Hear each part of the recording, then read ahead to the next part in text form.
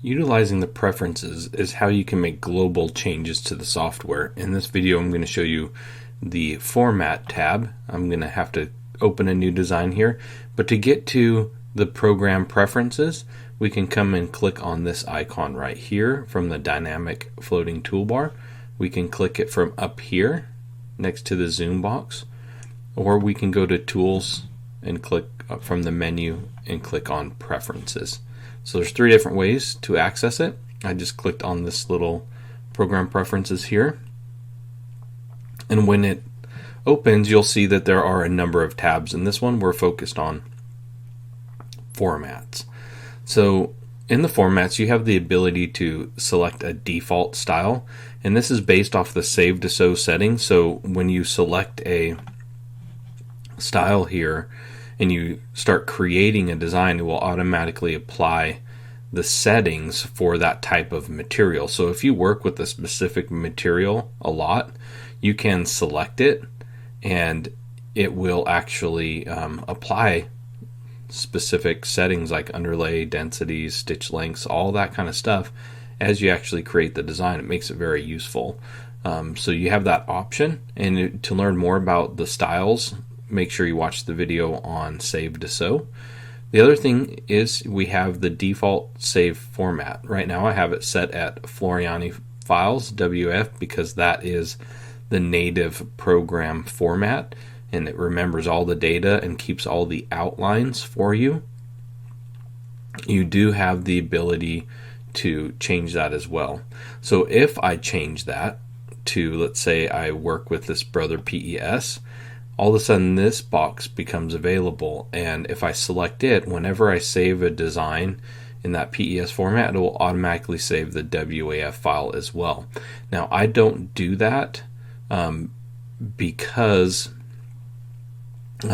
I will save it as a WAF file a lot, and then when I need it for a stitch format for a machine, then I'll save it for that format. So I don't like to save too many copies of a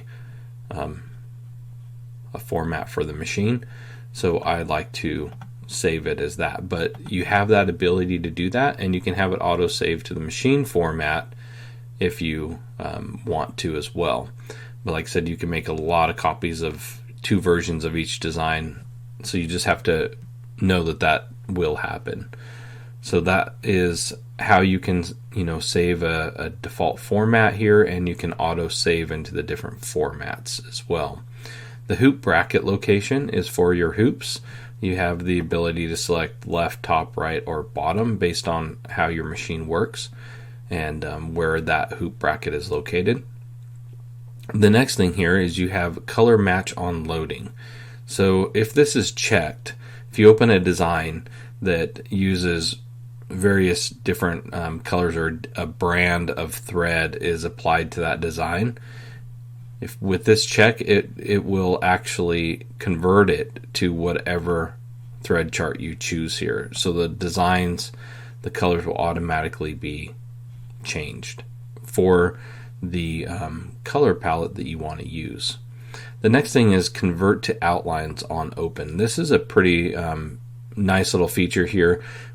I don't have this checked, and it's only for one reason, and that's because I'm doing all these videos, and I need to show you what happens if you don't convert it to outlines. But generally I have this clicked or selected because whenever you're working with a format other than WAF, this will actually try to rebuild the outlines for you so that you have more editing capabilities.